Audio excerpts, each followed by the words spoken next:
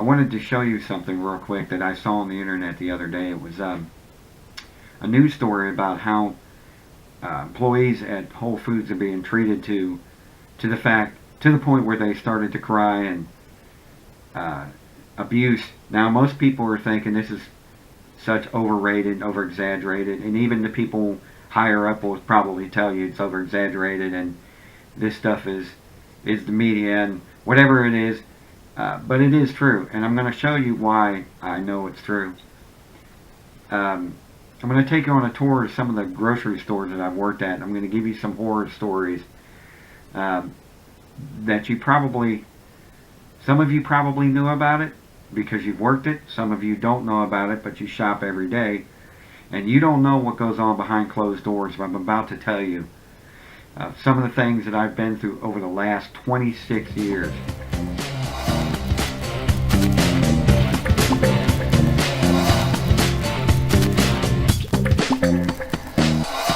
Whole Foods' new inventory system is reportedly driving employees to tears. The chain's new order-to-shelf philosophy comes with a strict set of rules. For example, one Georgia Whole Foods worker told reporters store team leaders are required to complete a 108-point checklist. The 17-category scorecard allegedly includes on-the-spot quizzes on sales goals for employees and point deductions if an item is, quote, even an inch outside of its designated spot. A failing grade is any score under 89.9%. I would be in a world of trouble. Execs paint it as a different picture, though, saying more shelves are full and employees are excited about the new system. Matt Uris for CBS 11 News. I'm going to show you what exactly I saw the other day. I'm gonna show you anyway. This comes from CBS 11. This is to me, this has to be true because I've lived through it for the last 26 years. So I know exactly what goes on. 26 years of dealing with this business. The story is that Whole Food system driving workers to cry regularly, report says. And now I know most people are probably thinking, that's stupid. But it's really, really not, because this is how, and I'm about to show you what the supermarket business does to employees behind closed doors that most of you don't know. And I think maybe it's time that some of you do know what goes on. It says, Whole Foods' new inventory system is reportedly causing much stress for supermarket employees. They're literally being driven to tears. The stress has created such a tense working environment. Seeing people cry at work is becoming normal.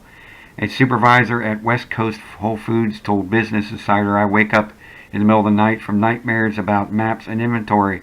And you think he's joking, but I am really not surprised that this hasn't happened, because I've had them before. I've had nights, sleepless nights, and they feed off of that on employees. They feed off of fear. They've done that since I've been in the business. In the early 90s, they've been feeding off of fear, and if you're afraid to lose your job, they take advantage of that. The chain's new order-to-shelf philosophy, which basically means the distributor replenishes inventory for retailer. I think Walmart does the same thing. Reportedly comes with a strict set of rules, purchasing, delaying, storing items on such shelves, adding to employee misery. The organic giant is reportedly using scorecards to enforce store accuracy and weed out underperforming employees. Now you can see this ad. It's dfw.cbslocal.com. Just go in there and search for Whole Foods. And not to mention, you can find it on YouTube as well. But it's more of abuse on the employees. And when I've seen this, I thought to myself, well, that is not a shock to me. And it kind of brought back some horrible memories of working in this business. What I'm going to do is I'm going to take you on a tour of and tell you some of the stories of what is going on behind closed doors in some of the businesses. It's something you're probably going to be in shock. And some of you are not going to be surprised. But wait until you hear this story. It's pretty sad. Come with me and I'll show you. Keep in mind today I got to do most of this in the car because of the weather. It's pretty cold outside. It's not really so much it's the cold weather, it's the wind, and I don't have a windscreen for the mic on this camera, so I have to pretty much do things in a vehicle. This is a strip mall pretty much now, but in the early 90s it used to be a Sack and Save, which is an anchor of I guess you can call it an anchor, affiliate, whatever, of Minyards. Minyards Food Stores was around about 70-80 years before they finally sold to investors, another grocery company, in the early 2000s. And just recently they closed the last Minyards, and that was that. But they had the Sack and Save open for a while, and this was one of them. This is where I originally started. It's before Gold Beauty Supply was in business, and that Asian buffet. That's where I worked, and they redid this whole area when they closed Sack and Save down for I guess it was the early 2000s, late 90s, early 2000s when they closed it. Now keep in mind, I just got a job here. I just gotten off being homeless for about 1.5 years, 2 years, and excuse me, cold weather's getting to me. I probably walked about 3 or 4 miles to this place after close to 2 years being homeless, and I basically said enough is enough. Went through enough of pain as it was, but I walked in here after someone pretty much made me determined. I was upset, and I walked straight over here about maybe 3 miles, and could be more, but I walked, and I walked into the Sack and Save, fill out an application, told the manager, who was the assistant manager at the time, I basically said that I'm not looking to be rich, I'm not looking to be for big time money right now. I'm just looking to succeed. I'm looking to get somewhere, and get somewhere in life. And he hired me on the spot to be baker's assistant, bakery clerk, whatever the case is. And right there, I guess because he realized how determined and persistent I was. And I was pretty determined and persistent for years. Nothing stopped me. I think I worked at Minyards for 5 straight years without calling in sick. Basically started here, and I lived a pretty good ways from here, and I'm going to show you here in a minute how far it was. But when I started here, I can tell you stories down the road of everything that went on here, from the abuse, mental abuse, to the accusations of theft, and the list goes on and on. But I've had stuff thrown at me. This is all going on behind the scenes now. When I started here, I had to be at work most of the time at 3 o'clock in the morning. Sometimes I would get off at about noon. But then there were days where I had to be here at noon and close and be here, probably close, and finally get out of here about 10 at night. I would have to walk home, which would take me an hour to walk home, and I'd get home about 11, but then I have to be here at work at 3 in the morning, right after getting home at 11. So we're talking leaving the house at 2 a.m., getting up about 1:30 to get dressed and do whatever. It was so bad that I'd have to sleep in my clothes because I wouldn't get any sleep at all. But I would work late nights, and some of this is pretty difficult to talk about, but I would work late nights, have to be here 3 in the morning, and there would be a constant barrage of that over and over again. But then I'd I would have incidents in between of being threatened, my job all the time. I wasn't making much at all, but I was pushing myself as hard as I could. When I would make mistakes like everybody else does, I would either get threatened or have something thrown at me, and then be here at 3 in the morning again. I think one time I walked to work, took me an hour, and it was raining, and the closer I walked, the harder it rained. But it took me an hour to get here, and I walked throughout the entire time in the rain, and I got here soaked. When I got here soaked, the manager, not the store manager, the bakery manager, got mad at me and because I was soaked and walked into work soaked, and how dare I walk in here all soaked with running water and everything. He was disgusted. He got angry. He started yelling at me. He would get in my face. All because, you know, I couldn't help the weather. I had to walk. I didn't have a car. Couldn't afford it. And I didn't live in a very good place either. So that was the life, and I was determined, and I had to get to work, and I couldn't. It was either work or be back out on the street. And they knew that. They knew where I came from. They knew I was homeless before. But for some reason, I think they still thought I was homeless. But it was either that or go back out on the street, so they would take advantage of that, either threatening me or whatever. They would abuse.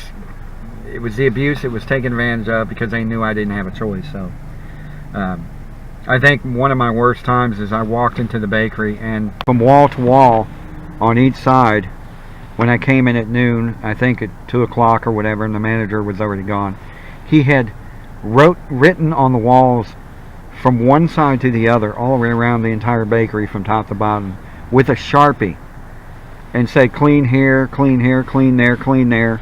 The entire bakery was filled from top to bottom with Sharpie marks, and I had to get all of those Sharpie marks off, or else, you know, with the threat of losing my job. Talk about horrible. Talk about the worst feeling in the world when you walk into the work and you see those Sharpie marks all over the walls, and he says that you have to clean all of this. And I don't know. Anytime I complained, they said, well, you don't like it, I'll ship you off to the worst neighborhood and you'll have to work there. So there wasn't really any help, any backing up, no, nothing like that. There was nothing really to do anything to help me. I think one of the worst times was I was threatened by the manager and employee at the time to take me outside and kick my tail. They were threatening to beat me up outside, and they just kept agging, and then they, from calling me big baby to wimp and everything else, and it got to the point where I had a nervous breakdown. I couldn't take it anymore. Doing this every day, constant barrage of threats. And so that day that they did that, and I had a nervous breakdown, I walked outside and I started crying, and they just called me big baby. Look at him standing there crying. Didn't realize, I don't think they cared, that I was having a nervous breakdown. So I sat outside, and the store manager saw me and sent me home for the day. Told me just go home. But enough was enough. District manager, he was a nice guy, but he didn't seem to think he didn't really care that much. Back then you can get away with anything. You can't do it to employees now, but back then you can get away with that sort of thing, or they'll fire you. And it was always being made to, always the fear of you're about to lose your job. And 1 foot out the door is what they gave you, and you're thinking. But I was determined, and I was persistent that I wouldn't give up no matter what. I think after this manager left and the other one came in, I spent all day doing baking and doing what I could for this company that came in that was making bolillo rolls. And I know I'm ranting, but I was working my tail end off the entire week to make sure that these bolillo rolls, because I had to have, this company it was a big promotion, and you had to have a certain amount out. So I was working myself to death, and I was doing it by myself without any help at all. And the bakery manager, the new bakery manager, most of the time I watched him, and he was standing there on the phone most of the day and didn't help at all the entire week.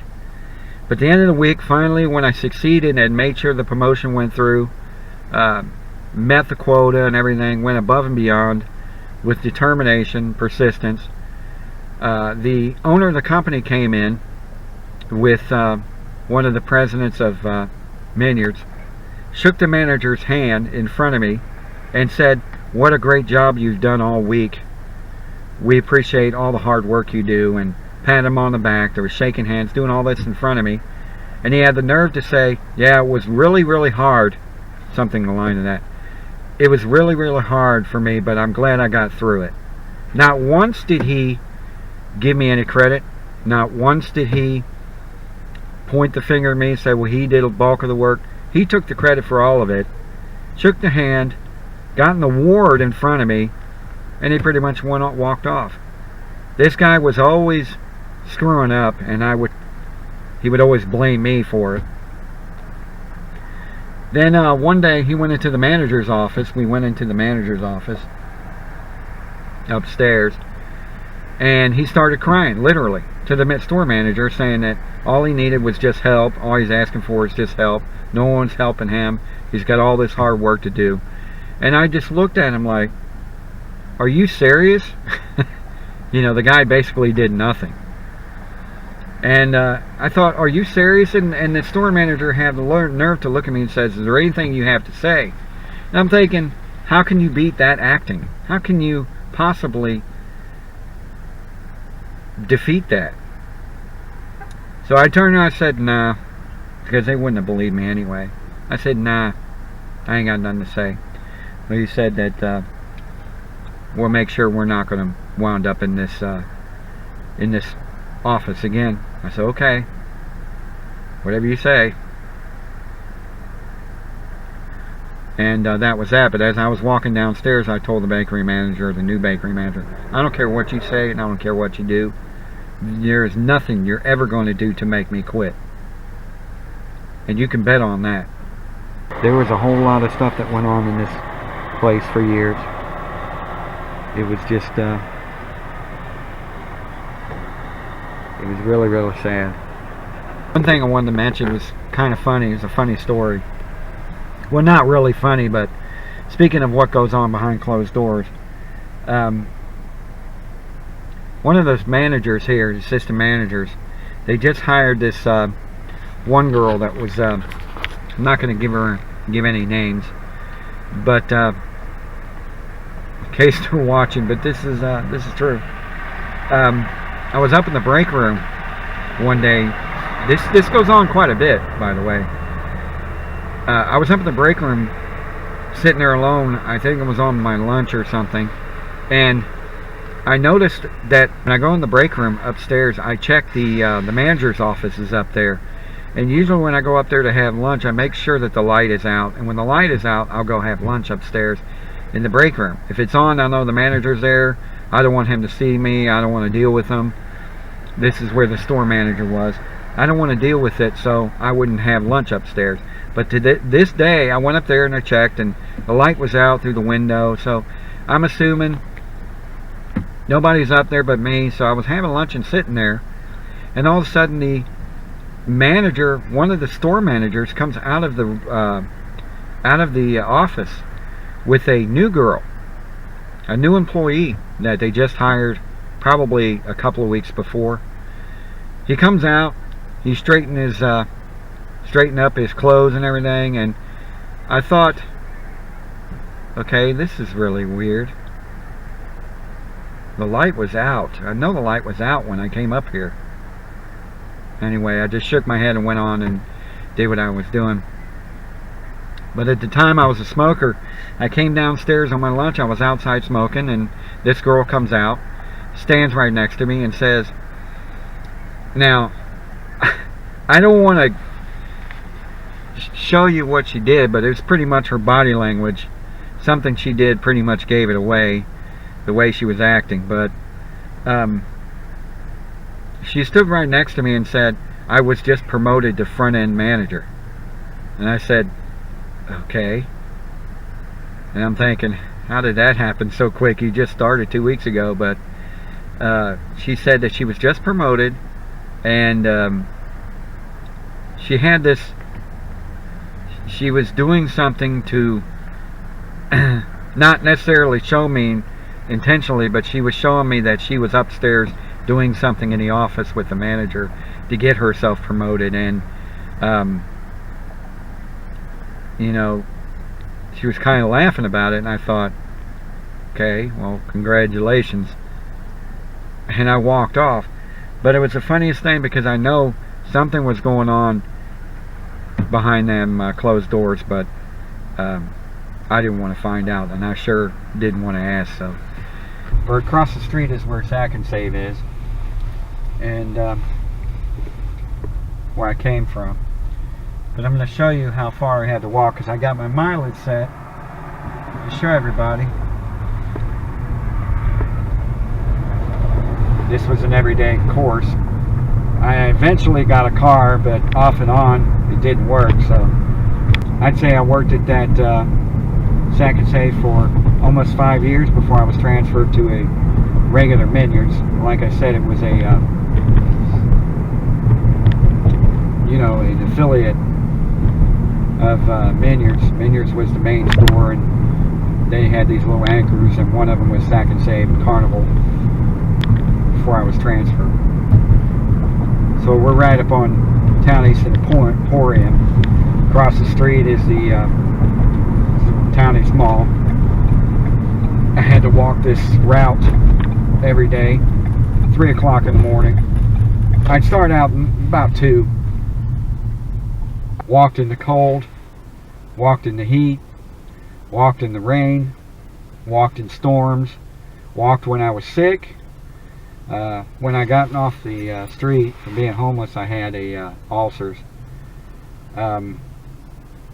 So I had to walk in that. So keep in mind, I never called in sick. Well, I take that back. I called in sick one day because I couldn't even get out of bed to walk. And again, the manager pretty much cursed me out over the phone because I couldn't get up. I didn't have a phone. I had to make it to a payphone to call him. And this was early in the morning, so he got angry, of course. But after that, that was probably my first year there. And after that, I went 5 years without calling in sick again. So, well, probably longer than that, because I don't remember a time after that I called in or anything. So now on 635 in Town East Mall, 0.7 miles. You know, once in a blue moon he was nice, but you know, he knew what he was doing. Yeah, I won't say any names because, you know, I don't want to get anybody in trouble in case, because I don't know what he's doing now, if he's still working the business or whatever. But that's how the business is. That's how they treat people. Not just, and this is just Minyards. This is just the beginning of a 10-year run of going through this mess. 10 years. I've been in the business 26 years, keep in mind. Now, a lot of people will say, why don't you just get out and get another job? It's not that simple when you're working just enough to make it, but you're not working enough to... This guy don't want to let me get over. You're working enough just to make it, but you're not working enough to, you know, get a car or find a job anywhere else in the city. I had a car, but it barely ran. After a while, when I walked for a couple of years, I finally got a vehicle that always broke down. It was a 73 Catalina. So it was a monster. Didn't have seat belts. It was always breaking down. So I'm at 1.2 miles now. And I have to still walk this area. I kind of, if you look to your right, I kind of took a shortcut through the parking lot, but pretty much it didn't save any time, hardly at all. But yeah, I mean, you didn't have really anything to help you. People might say, why don't you use a bike? Well, I couldn't afford a bike. They were paying minimum wage, and I didn't have roommates to really help me out, so I didn't really have anything to help me keep surviving. I had to pay rent, barely ate. I was 110 pounds when I got off the street. Might have been a lot less than that, but here I am, 1.7 miles. We're going over the bridge, and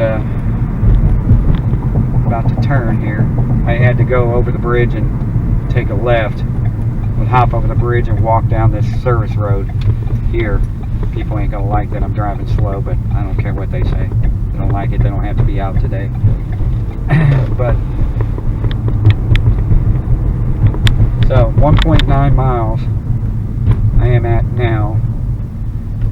There was one time I was out walking every night, 2 in the morning, 2:30 in the morning, and there was a pit bull that would always chase me.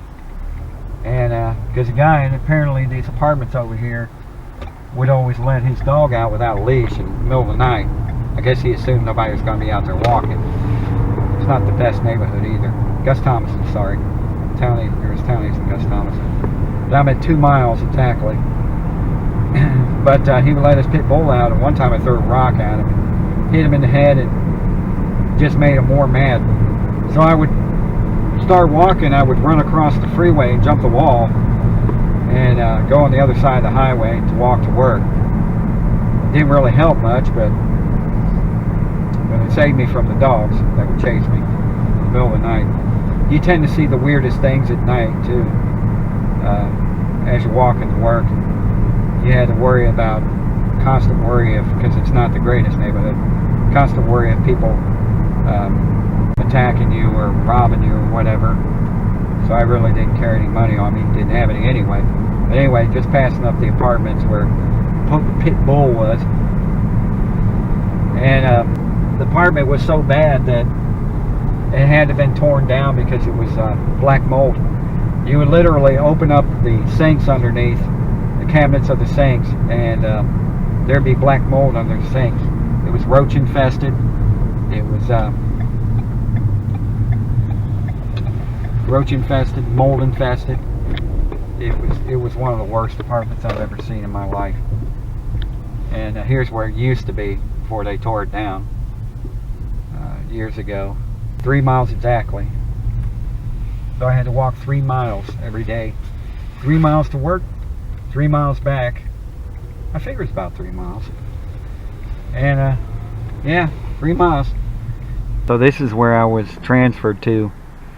And it hasn't changed much over the years, but the name has changed because it used to be a Minyards. And they finally, like I said, a few years ago, not very long ago, they decided to eliminate the name altogether. But then I was transferred here probably for the rest of the term of working here, which is about close to 6 years. About 6 years maybe. So I was there 10 years until 2001 or 2002. From 92 to 2002 is when I worked at Minyards. Most of the employees were good. Management still, nah. It got a little better, but they were still, the corporate and people in the higher ups and everything were still pretty abusive mentally. They still didn't want to pay you anything, even though I've been here almost 10 years. I finally got insurance toward the end of the 10-year term, but the problem with getting health insurance is it costs so much that it would take probably half your paycheck, so you couldn't really afford the insurance. I eventually became a baker here. When they finally promoted me to baker, I would still have to be here 4 and then 5 in the morning. But yeah, there were some people here, security.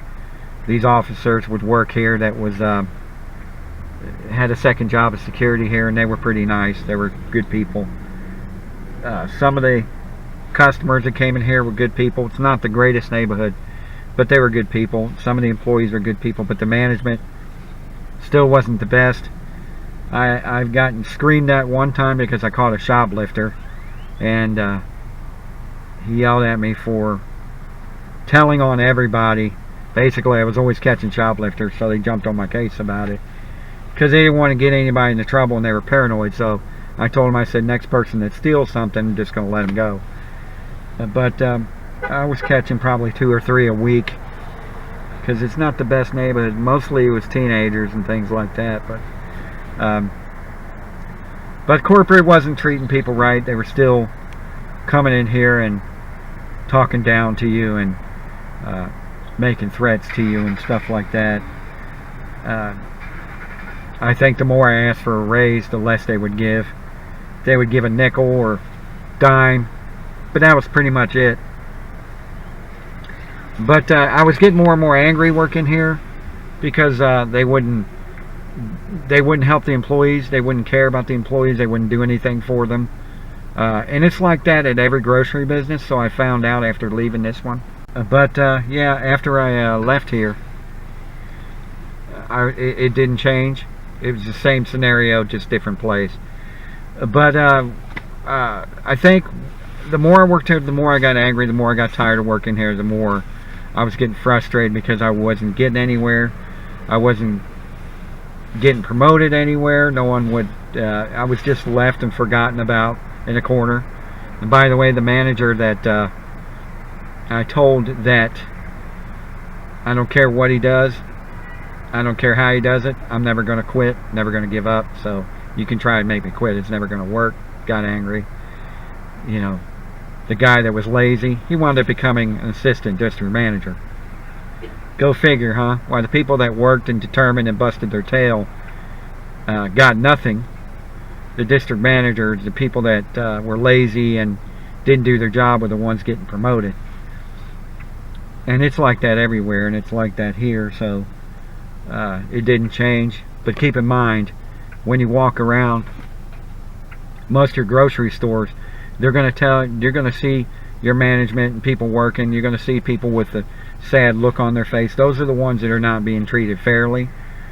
It's the people that stand around and do nothing all day. Those are the ones that are going to get promoted. Those are the ones that are going to get treated better. Those are the ones that are going to get paid. The ones behind the scenes killing themselves, working themselves to death, frustrated look on their face, they're not getting paid. They're not getting treated well.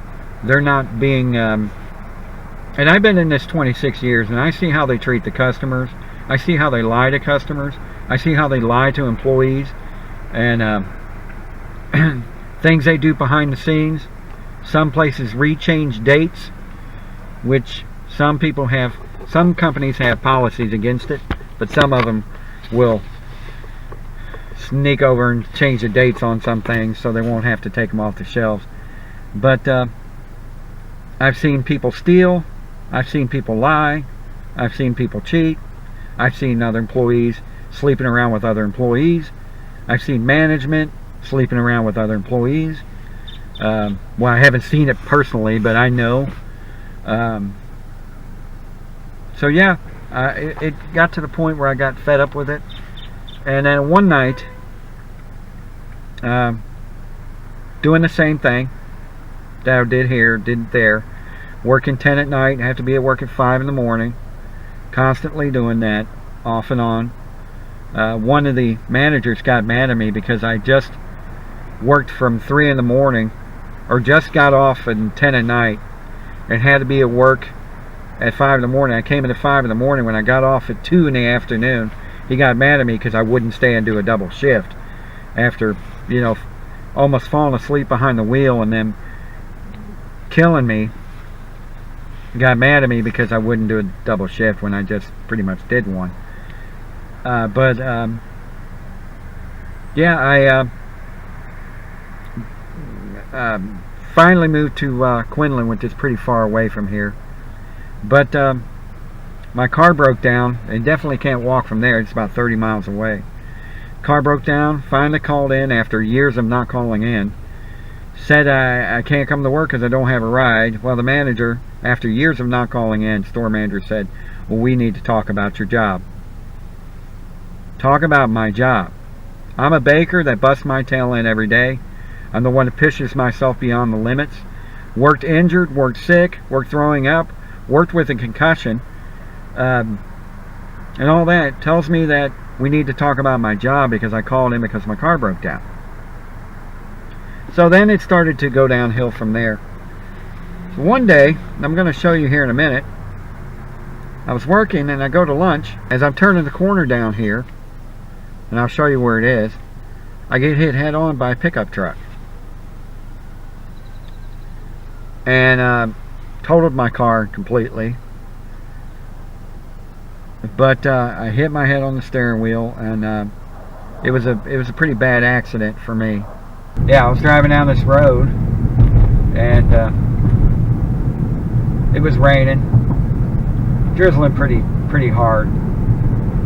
But it wasn't enough to rain hard, but it was enough to keep the road wet, keep it slick. I get up here to about this corner here, and this guy comes around this corner in a pickup truck, lost control in the water, and hit me head on. I didn't have time to get off the road, didn't have time to avoid him. By the time he came around that corner, he hit me. So anyway, I was taken to the hospital by ambulance, hit my head on the steering wheel, said I had a concussion. When I wound up getting pneumonia, don't ask me how, but that's what the doctor said. Came back to work to get my glasses because the manager had to go to my totaled car and get the glasses before they towed it off because it was down the street from work. Came back and got my glasses. When I got my glasses, I still, by the way, it was a horrible hospital. They didn't even take the electrodes off my chest. Didn't realize I still had the plastic stuck to my chest. But anyway, I still had blood on me, on my face and everything. I get to work to get my glasses after having a head-on collision, and the store manager has the nerve, one of the store managers had the nerve to ask me, well, you think you can come back to work today? And I'm looking at him like, does it look like I can come back to work today? Lack of caring. Didn't give a crap that I was just in a head-on collision. Didn't even think about the fact that something bad could happen to me. Didn't even think about it. Obviously didn't care about it. So discussed it with the corporate, I guess. Somehow they did. And they made me stay out a week because turns out I had pneumonia, so they told me I had to stay out a week because they didn't want to take chances on their dime if something bad happened to me. So I fill out paperwork to get paid for being injured or whatever. They accepted it. They said that I was approved. I don't know what these people are doing. But anyway, they accepted it and said I was approved. Week later goes by, I come to get my paycheck, and they said I wasn't approved. And I said, what do you mean I wasn't approved? And they said, well, you didn't get a paycheck. And I said, why? And they said, because you weren't approved. I said, but you approved me last week. I filled out the paperwork and you approved me. And they said, well, sorry, but you're not approved. And I said, well, if I'd known that, I would have at least taken my vacation days, or I would have worked hurt. She had the nerve to say that, well, if you worked hurt, that means there's nothing wrong with you, is there? And I said, by the way, I am fine. I'm doing better. I appreciate that. You know, appreciate the fact that you care so much that I was in a car accident. Thanks a lot, guys. But this is what they do normally to employees. So I was at that point where I said, you know, enough is enough. I went a week without pay, and it took me almost a year because I didn't get paid enough as it is. It took me almost a year to recover from that. And then, long story short, I met somebody and moved to Lubbock. And then I put in my notice and left the job. But I was so angry because, you know, because of what they said. You know, I'm back on the highway where I used to walk, and it was around this area right here is where I was walking 3 o'clock in the morning one night to work and throwing up from ulcers and being sick and everything. It was pouring down rain, and a question came to my mind: should I continue going, or should I go home and go back to sleep and just give it up? Do I continue working, or do I go back on the street? I decided to push myself and go and continue working, go back to work. I had a woman that was working in the same place. She they give you funeral leave or funeral pay for sick leave or whatever when someone in your family or whatever dies. They give you leave. They pay you for like 3 days to grieve. Well, her stepfather passed away, and she went to his funeral and took sick leave for 3 days, and she said they approved it, and she took the sick day for 3 days and went to see her stepfather, went to his funeral. Come to get her check, and they said that her 3 days weren't approved after them telling her that it was approved, and then they turned around and said it wasn't approved because he wasn't a blood relative. So with any excuse they could find to not pay her for those 3 days, they did that. So she wound up having financial issues because they lied to her and said that they approved her, and then they turned around and took it away from her. So that was a common trait that they do in that business, because corporate doesn't care. Corporate doesn't care about the employees, and they want you to fake it. They don't want you to not smile. They want you to smile so the customers can see you smiling, but inside you're going through so much pain because of how they treated you. The lying about you, the backstabbing, the conniving groups, the cliques, things like that. The corporate coming in and treating you like you're low on the totem pole, like you're not anybody important. Management treats you like you're not anybody important. I'm not saying they all do, but like I said, 20% of the time it was good. 80% of my career wasn't, because of all the things, and I can go on and on and on all day about all the stuff that I went through. But for Minyards, that was probably the worst part of working there, was that issue with the accident. Yeah, I've seen employees cry. I've seen some of them very upset. I've seen them sitting there crying in the back room or outside while the manager was grilling them. Didn't seem to care. I've seen people get accused of things they didn't do. I've seen people get hours taken away for things they didn't do. I've seen them, and sometimes they can't fire you. Like today, they can't just fire you for no reason. So what they do is they cut your hours or make you do twice as much work than you normally have to do. But underlying, the treatment is terrible, and not to mention that I would say 80% of the customers are good, but there are then 20% where they come in and threaten you, they come in and yell at you, they come and treat you like you're worthless. Some of them have called names. I seen one girl get a can of vegetables or something. I think it was a can of vegetables thrown at her once from an employee or from a customer. So after I moved to Lubbock, I got a job at it took me a while to get a job, but I've been in the business for 10 years now. Was a baker for almost half that time. I got a job at Kmart because no one else in Lubbock was hiring in the grocery business, so I got a job as a baker in Kmart, well, assistant baker, because I had a baker. But Kmart, keep in mind, this is not the only place, but there are a lot of stores that are nasty, moldy, just downright unhealthy. unsanitary, and there's a lot of things that the health department misses. But Kmart was probably the worst place that I worked at because of the sanitary reasons. The people there were nice. I'm not too sure about the corporate because I haven't met them, but the people there were pretty nice.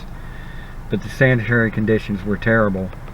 It had gotten so bad that there were the health department came in and TV station came in and went after the Little Caesars and the Kmart because they had bull weevils in their dough machines and things like that, which I told them they would come after them for that, but they didn't listen. But the money was so scarce at Kmart that they just couldn't afford to fix anything, couldn't afford to, and I don't know if that's because of management. I'm not sure. I would think it was because, you know, they can find the money somewhere to fix things, but the bathroom at Little Caesars was so bad. I think it took them nearly 6 months to a year before they fixed the plumbing in the toilet. And you can't imagine how bad that is when your plumbing is so backed up. And no one went in there and cleaned it. They just put tape over the door of the stall and said out of order, but the smell was just horrible. They never cleaned it. They never fixed it.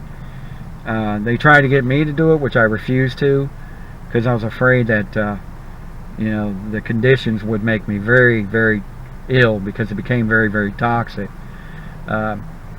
Since no one would clean it, no one would fix it, they just put a trash bag over the toilet, and then people got to the point where they started using it on the trash bag, top of the trash bag. That's how bad it was. That's how unsanitary it was in the store. Eventually they closed that Kmart down along with others, but I transferred out of there and worked for Lowe's Food Stores in Lubbock, where I got a job. They hired me on as a bakery deli manager, but they paid me $8 an hour to be a deli bakery manager. Now some people say, why $8 an hour? Well, because I'd rather do that than get the experience, get the I don't know, it's more the experience and the title than anything. But after leaving Kmart, I found out that some of the store managers were caught stealing stuff out of the back and loading a pickup truck with it.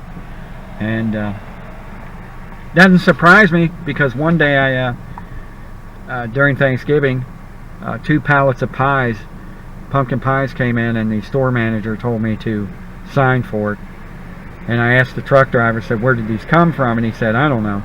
I said, well, how do you not know? He said, because one of the trucks broke down on the side of the road and he came and picked it up. Well, I said, well, who gave it to you? I don't know. He refused to tell me anything. So when I went to the store manager, he told me to sign it. I said, I'm not signing this. This stuff could be stolen. He said, sign it anyway. And I said, I refuse to sign it. I'm not signing this. So he snapped it out of my hand and signed it and gave it back to me in anger, disgust. And I'm like, I'm not signing this stuff.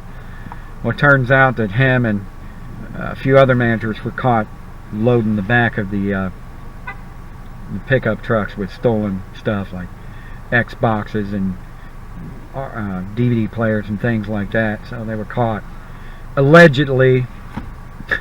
So, yeah.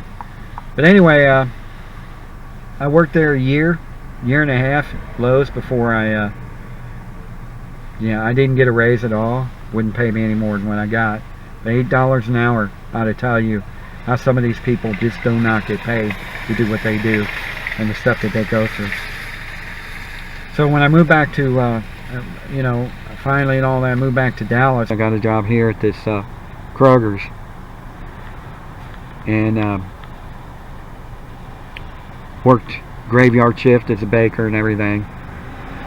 They were, you know, the bakery employees were mostly women. They had their little cliques going and things like that between each other. So I was kind of an outcast with the bakery manager and some of the female bakers and stuff like that. I haven't been here maybe 90 days, and got the store manager to fire me. When the store manager asked me how long have I been baking, I told him let's see, I've been in Lubbock for about 16 years altogether after I got out of Lubbock. It was probably about 16 years finally. I've been in the business. He asked me how long I've been baking. I said about 16 years. I was also a deli bakery manager when I was in Lubbock. So he was kind of shocked to find that out, because they were lying to him saying that I didn't know how to bake, which was truly a lie. And it was funny because I got angry before. I think what got me fired is the fact that I told the women were treating me bad, and one day I told all of them, I said, you're all just angry because you're afraid I'm going to take your job. And the truth is, I am going to take your job. And I think that's what made him mad. But somehow they got me fired for saying I don't have any knowledge of the business, even though I've been in it for 16 years, went through abuse, went through hell, you know, went through all this stuff for 16 years. And then they tell me that I didn't know how to do my job. After Kroger's, I got a job at this Tom Thumb as a baker, and I worked there maybe about a year and a half. Probably about a year and a half. Like I said, I'm doing this in the vehicle because it's cold. And the wind is kind of blowing, so it may have died down by now, but I've been here about a year and a half. I worked as a baker at night. Half the time it was graveyard shift, the other half it was 5 in the morning, but like I said, I was determined, persistent, and I got the job done, and I was very good at what I did.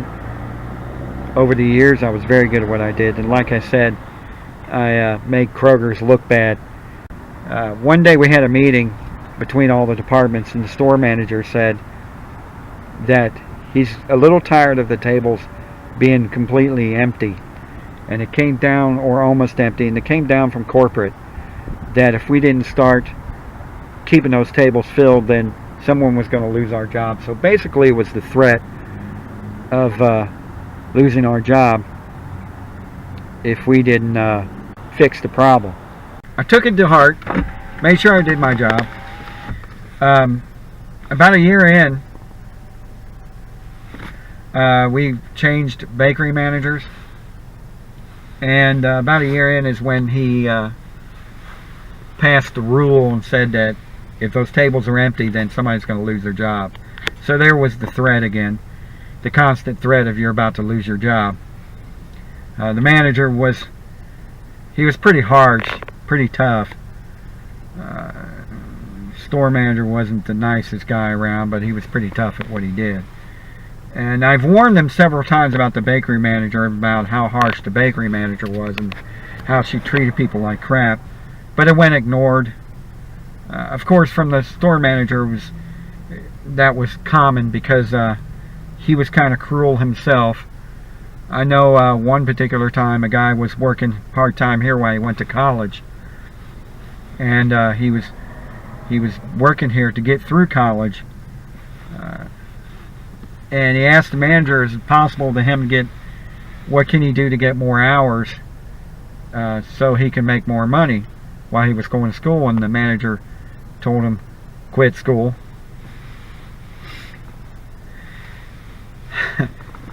It's just downright cruel.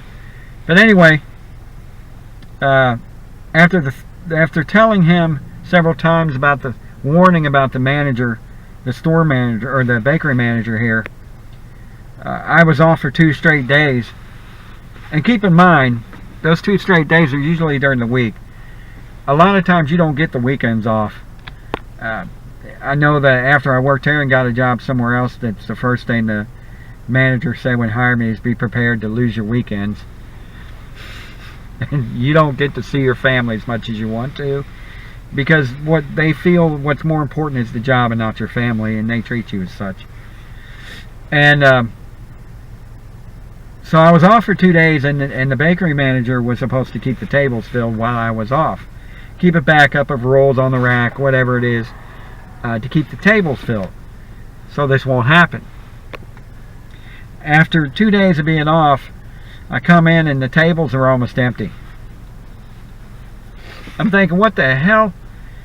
So I get in there, and the bakery manager tells me to come here with her to her office, and she wants me to sign this write-up slip. She wanted to write me up, and I said, why are you writing me up? And she said that because you didn't keep the tables filled. And I said, well, I was off the last 2 days, and you were supposed to keep the tables filled while I was off the last 2 days. She just looked at me and said, I don't care, sign it, or whatever. Sign it anyway. So I'm not signing that.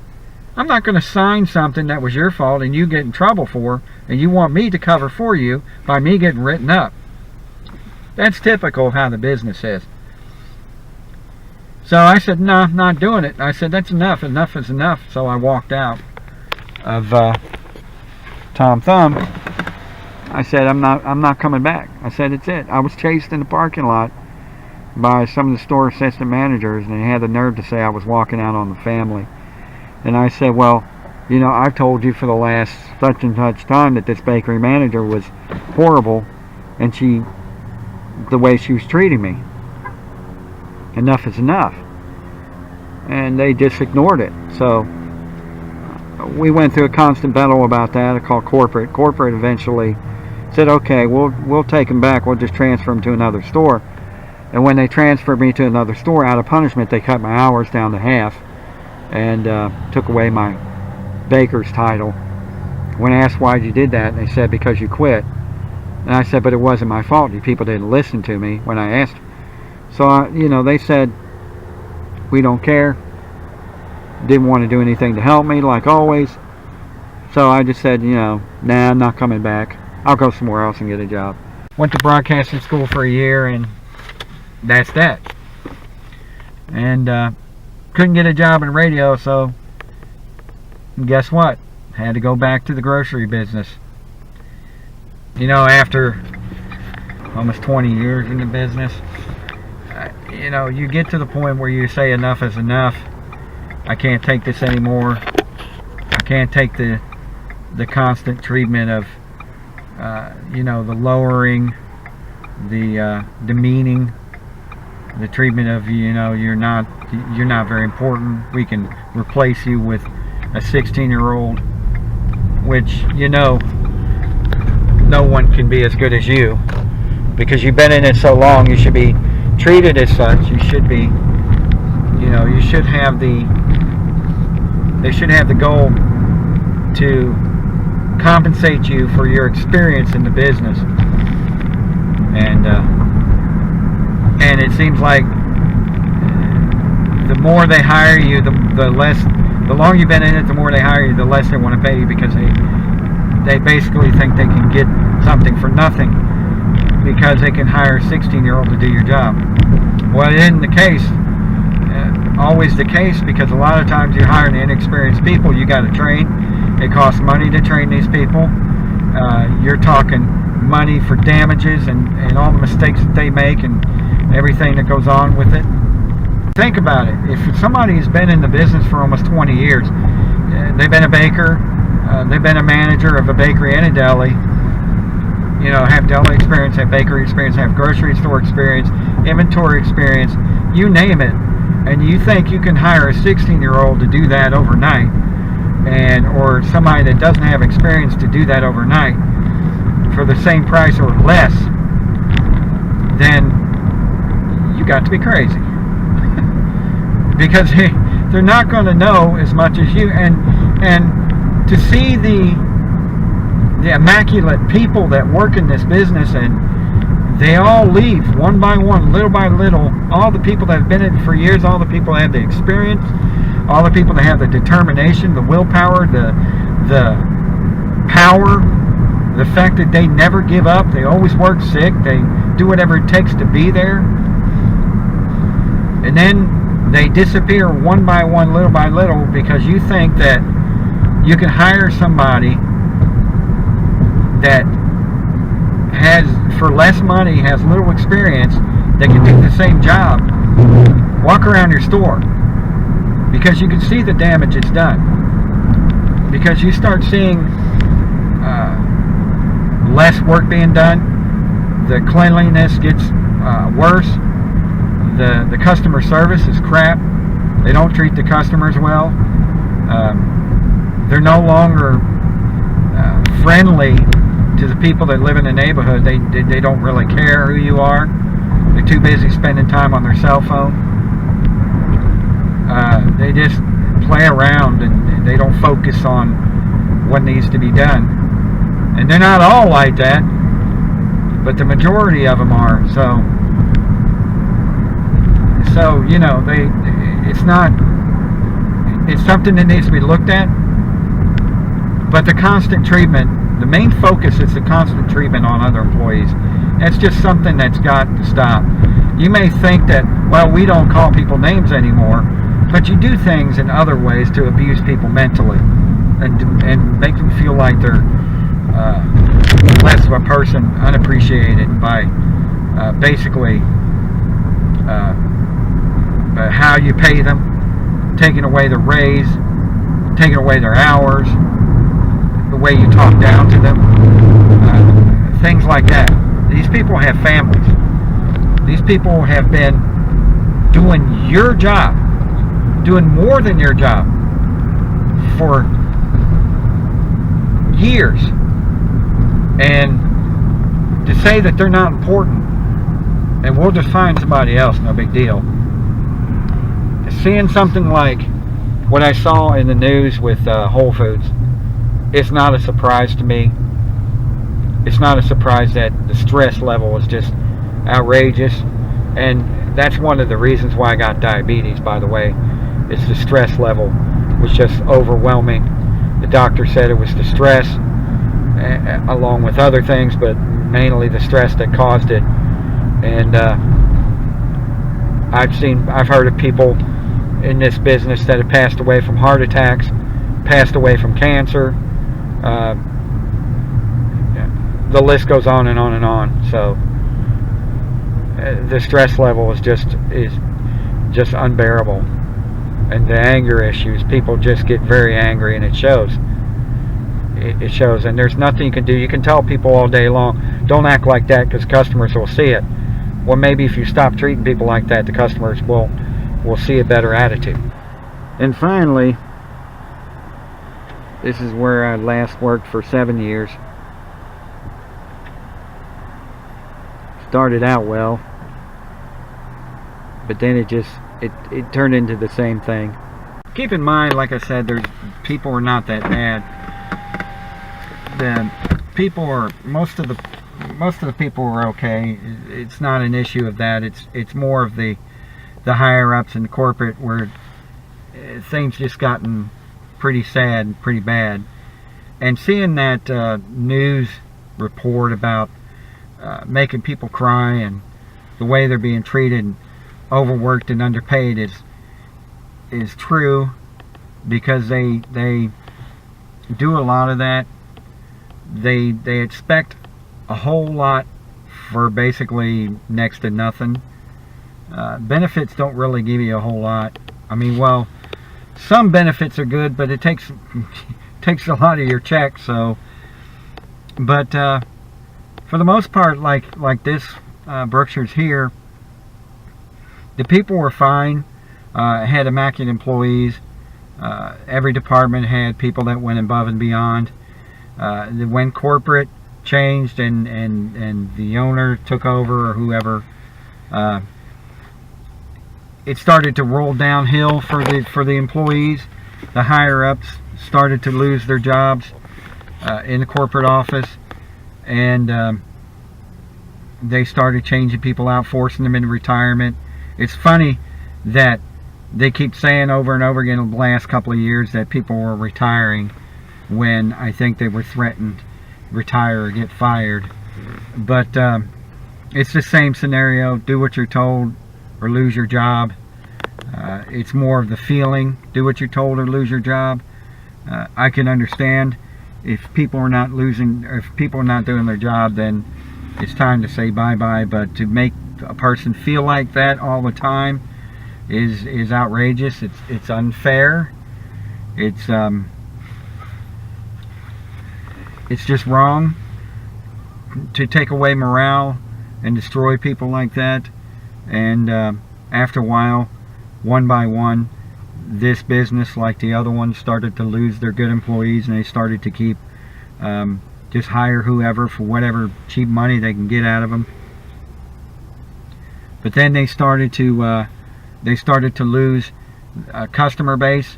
I go over here to Kroger's and I see here in town that most of the customers that used to be here that were the loyal customers started to go over to Kroger's because the customer service went downhill. I've been in here quite a few times. It used to be where you couldn't walk out the building without somebody helping you with your groceries. It's not like that anymore. A lot of people were going to their cars without getting help. You know, and it goes from the corporate office. Like I said, I was made to be, you know, they finally started to pay me a little more better than what they used to, but still was not enough. The raises were not enough. I think they should have paid more people more money for what they deserved. Morale is down again. Morale started to hit a lot of people. It started to be terrible. So the good people started to leave little by little. They started getting rid of the higher ups for horrible reasons. And we've warned the people about what was going to happen. We were going to leave, and we just got tired of it, fed up with it. So little by little, the good employees started to disappear. And same with me. After 7 years, I just had enough. I was told to do more than you know. I was doing more than I expected. I was going above and beyond.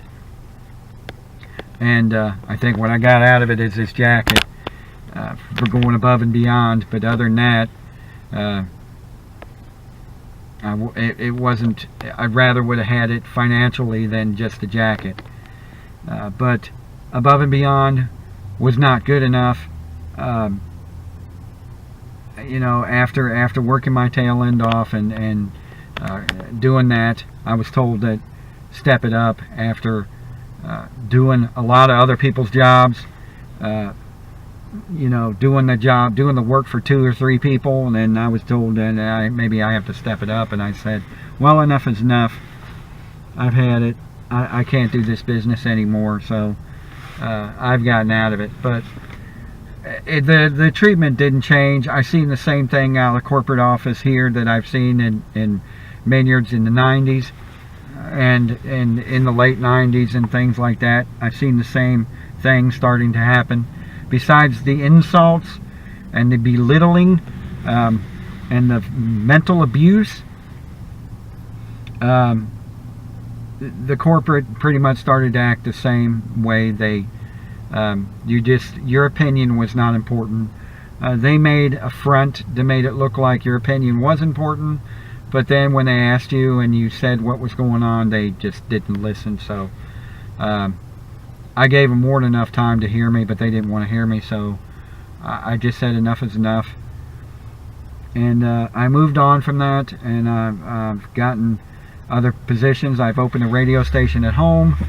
I started working on that. I started doing my own YouTube channel and all that. And I said, you know, I'm going to start doing it myself. If you want things to get done right, you got to do it yourself. And that's what I did. I started doing things myself and started working, busting my tail, and says, you know, I can take that determination and persistence, and I can do it at home and put as much effort into it as I do here, and feel like I've accomplished something. When all these years, 26 years, 7 here, 10 at Minyards, you know, over and over again, 26 years, and I really feel like I haven't accomplished much. I did all I was going to be able to do, and I couldn't do any more. And then to see that news story, it's sad. It's sad that people still get treated this way. I know they should listen to what they have to say. They should stop overworking people. They should stop treating people, pushing people over the limit. Enough is enough. Somebody's got to put their foot down. Somebody's got to do something, and the time is now. It's time that it stops. It's time that people just they start listening and stop treating people the way they're treating them. You know, when it's funny when a news agency talks about how a grocery store is making people cry. I'm thinking to myself, where have you been? This has been going on since I started in the early 90s, and you're just now figuring this out. Will I ever work the grocery business again? Probably not after this incident. After me posting this video, I'll probably never get probably get turned down even if I did. So, but if it was up to me personally, no, I would never work in one again. Never. I've seen enough from employees. I've seen enough from some customers, but I've seen enough mainly from corporate and how they come down on you. Keep in mind that if you're a customer, that think about the people that you see in every day when you go into these places. Think about the people that are working there. Think about this video if you do see it. I doubt if, I'm not expecting a whole lot of people to see this video. Maybe, maybe not. But for whoever does see this video, I want you to know that you should think about the people that work in these places. Not the ones with the suits and the ties, and the ones that walk around pointing here and there, which I think is funny, because they act like they know what they're doing, but 10 to 1 they don't. But I'm talking about the people that, the ones that are the small guy. Think about them, because more than likely they're not getting paid a whole lot. They're not getting, you know, some are getting hours. Eventually I did after a certain amount of years, but like most places, I never got full-time. And usually that means that they can cut your hours anytime they want to. Full-time they can't. But yeah, they don't give you full-time status, and they don't get a whole lot of pay. And if they do get paid, then more than likely they'll take it away with insurance. So, and these people have families to support, and wives and husbands and children, and you name it. They have a life at home, whatever life that they are allowed to have. You know, because most of the time they can't work. They have to work weekends and nights. And that's one thing that's interesting, is they always have to work nights and weekends, and so they don't get a whole lot of time with their family. But keep that in mind next time you go into a place, and think about them, because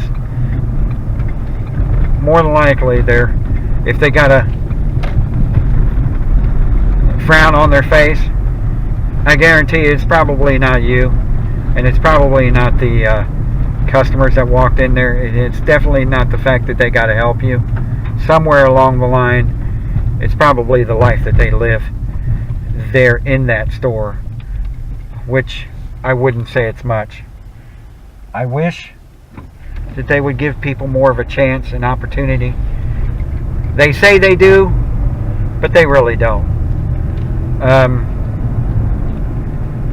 And for me, for those of you that know me, that know me, that work in the business, I didn't start out with a persistent thinking frame of mind. I wasn't always forward and had no filter. I eventually became one of those people that had no filter and said what was on my mind and didn't take a lot of crap. And the reason I wound up that way is because of the way I was treated over the years, because of the mental abuse that I taken, and the basic treatment of corporate and so on and so forth. That is the whole reason why I became who I became after years of suffering and angry. I was just not happy with the way things are going, and 10 to 1 there are a lot of people that are not telling you, but they're not happy as well. They just, the treatment is just not right. What I do think should happen is I think they should hire somebody to listen to those people. I think they should hire somebody to walk around and look at the place and see what was wrong with it, to mainly listen to the employees and actually do something about it, instead of just, yeah, I'll listen to it, I'll write it down, when I leave here I'll throw it in the garbage. But actually take the time to care about the people that are trying to, crying for help. And or you're going to see a lot more news reports of abuse and things like that. I once heard that Whole Foods, it could have been just me, but I heard Whole Foods was like one of the best places to work in the United States at one point. I wonder what happened to that, or if they were even telling the truth. But I don't think I would ever want to work in it again. Just take the time to listen to the people and think about how they feel. Think about them for a change. Mike Getter Show at Facebook.com, or Facebook.com Mike Getter Show, or Facebook.com/Ghostgetter. You can find me on Google. Patreon.com/Ghostgetter. You can find me on there. Make sure you like, subscribe. Definitely subscribe, and because I'd like to have more subscribers. Or TuneIn.com. Listen to the radio station. You can find the radio station on the bottom of the screen. Lots of links to the radio station. The Nightbreed Show.wix.com/Ghostgetter, or just search Reverse 96 FM. Hope you enjoyed it. Hope you didn't get too bored with my conversation. I just felt like it had to be said, and somebody's got to say it, and I got to speak up for the little people. Got to be the voice for those who can't speak. But anyway, I appreciate it, and see ya.